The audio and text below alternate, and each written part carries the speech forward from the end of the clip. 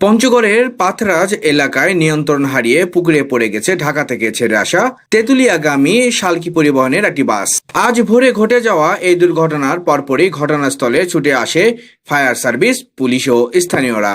শুরু হয় বাসটি উদ্ধারের অভিযান। পঞ্চগড় জেলা প্রতিনিধি সঞ্জীবনী সৌরভের পাঠানো প্রতিবেদনে বিস্তারিত।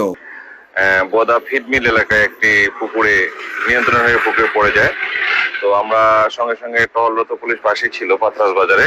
পাথরাজ বাজার থেকে ঘটনাস্থলে আসে বোদা থানা পুলিশের 2টি গাড়ি এবং হাইওয়ে থানার একটি গাড়ি। সঙ্গে সঙ্গে বোদা ফায়ার সার্ভিসের লোকজন আসে এবং গাড়ির ভিতর থেকে কিছু যাত্রী নিজে উঠে এবং ফায়ার সার্ভিসের লোকজন বাকি যাত্রীদের উদ্ধার করে।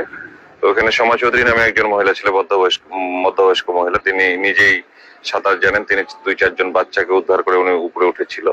তো আমাদের জানা মতে যাত্রীদের জিজ্ঞাসা করে 18-20 জনের মতো লোক ছিল আর কি। তার মধ্যে এখন পর্যন্ত আমরা ড্রাইভার সহ 21 জন উদ্ধারের হিসাব আমাদের কাছে আছে আর কি। হাসপাতালে 19 জন ভর্তি করানো হয়েছে বোদা উপজেলা স্বাস্থ্য কমপ্লেক্সে। গাড়িটি উঠানোর জন্য রেকার এবং চেন নিয়ে আসা হচ্ছে। গাড়িটি উঠে গেলে বিস্তারিত পরবর্তী জানানো হবে। ধন্যবাদ। আসসালামু আলাইকুম। আমি মোহাম্মদ খোরশেদ আলম, উপসহকারী পরিচালক সিভিল ডিফেন্স পঞ্চগড়।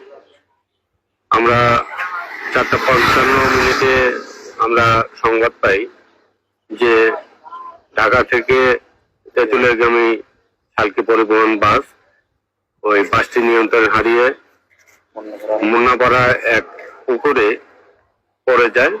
তাৎক্ষণিকভাবে আমরা চলে আসি ঘটনাস্থলে। গাড়িটি না ওঠা পর্যন্ত আমরা আমাদের কার্যক্রম চালিয়ে যাচ্ছি।